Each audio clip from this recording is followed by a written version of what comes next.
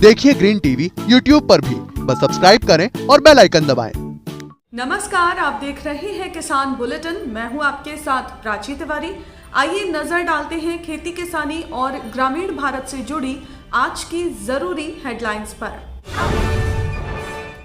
पूरे हुए पीएम किसान सम्मान निधि स्कीम के 3 साल, लघु एवं सीमांत किसानों को मिला सबसे ज्यादा फायदा। अब राजस्थान के किसानों को मिलेंगे 1000 ड्रोन। फसलों पर छिड़काव करना अब होगा बेहद आसान। एक बार फिर चिंता में मसूर किसान, बम्पर पैदावार के बीच सता रहा इंपोर्ट ड्यूटी का डर।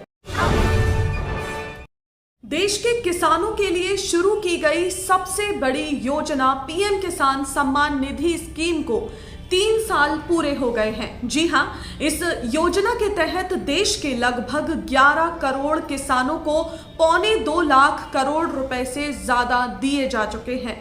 राजनीति से परे कहीं ना कहीं इस स्कीम का लाभ देश के किसानों को जरूर मिला है, क्योंकि देश में 86% लघु और सीमांत किसान हैं, जिनके जीवन में सालाना मिलने वाली 6,000 रुपए की ये छोटी सी रकम भी कहीं ना कहीं अहमियत जरूर रखती है। आपको साथ ही ये भी बता दें कि प्रधानमंत्री ने इस योजना की औपचारिक शुरुआत 24 फरवरी 2019 को की थी। पीएम किसान स्कीम के तहत केंद्र सरकार का उद्देश्य सालाना 14 करोड़ किसानों तक पैसा पहुंचाना है, मगर अब तक 11.25 करोड़ लाभार्थियों तक ही पैसा पहुंचा है, क्योंकि 3 करोड़ किसानों ने अभी तक इसके लिए रजिस्ट्रेशन नहीं करवाया है या फिर वो इसकी शर्तों के दायरे में नहीं आते हैं। कृषि विशेषज्ञों की राय है कि इसकी रकम में अगर और वृद्धि होगी तो किसानों की आर्थिक सेहत में भी जबरदस्त सुधार आएगा। वहीं स्टेट बैंक ऑफ इंडिया के group chief economic adviser Soumyakanti Ghosh ने पीएम किसान स्कीम का पैसा बढ़ाकर 8,000 रुपए करने की सलाह दी है, ताकि इससे किसानों को और भी ज्यादा फायदा मिल सके।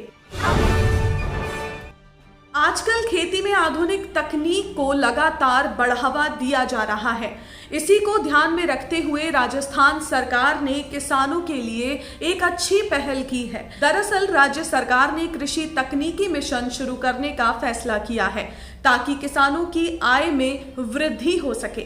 आपको बता दें कि इस मिशन के अंतर्गत सरकार अगले 2 साल में 400 करोड़ रुपए खर्च करने की योजना बना रही है। इसके तहत किसान उत्पादक संगठनों एवं कस्टम हायरिंग केंद्रों को 1000 ड्रोन उपलब्ध करवाए जाएंगे। राजस्थान में फसलों पर टिड्डी दल का आक्रमण एक बड़ी समस्या है, इसलिए इस समस्या के निदान के लिए ड्रोन महत्वपूर्ण भूमिका अदा करेगा। इससे किसानों को 2 फायदे होंगे। एक तो ये कि किसान कीटनाशकों का सुरक्षित तरीके से स्प्रे कर पाएंगे और साथ ही ये सस्ती दर पर किसानों को उपलब्ध करवाए जाएंगे। आपको बता दें कि इस मिशन के तहत 60,000 किसानों को कृषि यंत्रों पर 150 करोड़ रुपए का अनुदान दिया जाएगा। किसानों को महंगे कृषि यंत्र जैसे tractor, thresher, rotavator, reaper, seed drill आदि भी उपलब्ध करवाने के लिए 1500 और कस्टम हायरिंग सेंटर बनाए जाएंगे। यही नहीं, इसके साथ ही इंटीग्रेटेड फार्मर सपोर्ट सिस्टम भी उपलब्ध करवाया जाएगा। कृषि मंत्रालय ने इस बार मसूर की बम्पर पैदावार की उम्मीद जताई है। जी हां, यही नहीं, दलहनी फसलों का उत्पादन भी 16 मिलियन टन के लक्ष्य से बढ़कर रिकॉर्ड 18 मिलियन टन तक पहुंचने की संभावना है। दलहनी फसल में बात करें अगर मसूर की, तो उसका अनुमानित उत्पादन इस बार 1.58 मिलियन टन पहुंच सकता है। मगर इस बीच एक चिंता की बात भी है, और वो ये कि बम्पर पैदावार की उम्मीद के बीच किसानों को नुकसान का डर सता रहा है। दरअसल विशेषज्ञों का कहना है कि एक तरफ रिकॉर्ड उत्पादन और दूसरी तरफ इंपोर्ट ड्यूटी में कटौती से किसानों को थोड़ा नुकसान भी हो सकता है। कृषि विशेषज्ञों का कहना है कि आयात शुल्क में कटौती से किसानों को नुकसान होगा। एक तरफ बम्पर पैदावार और दूसरी तरफ आयात शुल्क में कटौती से उन्हें उचित लाभ मिलने की संभावना भी कम है। केंद्र सरकार ने हाल ही में ऑस्ट्रेलिया और कनाडा से आने वाले मसूर से इंपोर्ट ड्यूटी को हटा दिया है, जबकि अमेरिका के मामले में इंपोर्ट ड्यूटी को 30 से घटाकर 22% कर दिया है। सरकार ने इंपोर्ट ड्यूटी में कटौती का निर्णय लेते हुए कहा था कि ये खाद्य महंगाई को काबू में करने के लिए किया गया है। हालांकि विशेषज्ञों का कहना है कि आयात शुल्क में कटौती के बाद व्यापारी काफी मात्रा में दाल बाहर से मंगवाएंगे। ऐसे में कहीं ना कहीं इससे किसानों को थोड़ा बहुत नुकसान हो सकता है। तो ये थी वो खबरें जिन्हें हमने आपको बताया विस्तार से, लेकिन इसके अलावा खबरें और भी हैं, तो आइए नजर डालते हैं बाकी की खबरों पर भी। भारत के जैविक निर्यात में 2019 और 20 के स्तर से करीब 51% की बढ़ोतरी हुई है। जी हां, इसके साथ ही भारत कृषि में 10 बड़े निर्यातक देशों में शामिल हो गया है। विदेशों में भारतीय जैविक उत्पादों की अच्छी गुणवत्ता के चलते आज भारत का जैविक निर्यात पहले से कहीं ज्यादा बढ़ गया है। यही नहीं, भारत ने 2030 तक वैश्विक फल और सब्जी बाजार में 10% निर्यात हिस्सेदारी का लक्ष्य रखा है।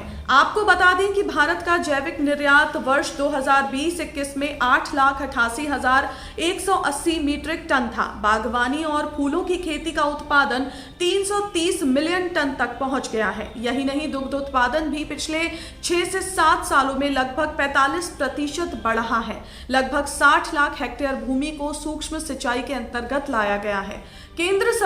दरअसल केंद्र सरकार देश में जैविक खेती को बढ़ाने पर खासा जोर दे रही है। सरकार का प्रयास है कि प्राकृतिक और जैविक खेती को व्यापक रूप से बढ़ावा दिया जाए, क्योंकि इससे रासायनिक उर्वरक पर निर्भरता कम होती है और किसानों की आय में भी इससे वृद्धि होती है।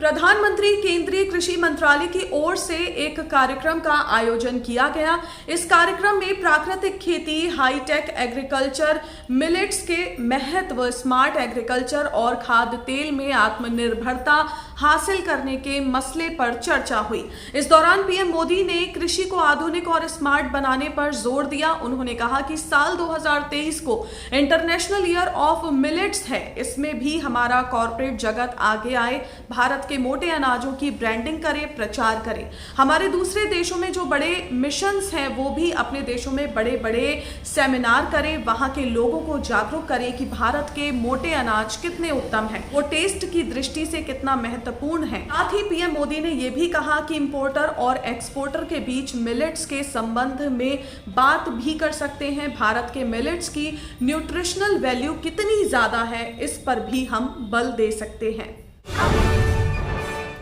पटियाला के गांव दौड़ कला की पंचायत ने अच्छी पहल की है। गांव के कम्युनिटी हॉल का नाम किसानों की याद में किसान भवन रखा गया है। जी हां, यही नहीं, किसान भवन की दीवारों पर गांव के उन 4 किसानों की फोटो पेंट कराई गई है जो दिल्ली किसान आंदोलन में शहीद हो गए थे। गांव के पूर्व सरपंच बलबीर सिंह बताते हैं कि पूरे जिले में से उनके गांव दौड़ा कला के लोगों की दिल्ली के किसान आंदोलन में सबसे ज्यादा मौजूदगी थी। इसलिए गांव के लोग सर्वसम्मति से ये मांग कर रहे थे कि इस आंदोलन में शहीद हुए इन 4 किसानों की याद में कोई ऐसा काम किया जाए ताकि गांव में आने वाली अगली पीढ़ियां भी इस शहादत को जान सकें। पंचायत ने सरकार को इसके लिए प्रस्ताव भेजा था, जिसमें मांग की कम्युनिटी हॉल का नाम बदलकर किसान भवन रखा जाए, जिसे सरकार ने मान भी लिया और अब ये बनकर तैयार भी है। आज के किसान बुलेटिन में फिलहाल इतना ही। आप स्वस्थ रहिए और अपना ध्यान जरूर रखिए। फिलहाल मुझे दीजिए इजाजत। नमस्कार। देखिए ग्रीन टीवी YouTube पर भी, बस सब्सक्राइब करें और बेल आइकन दबाएं।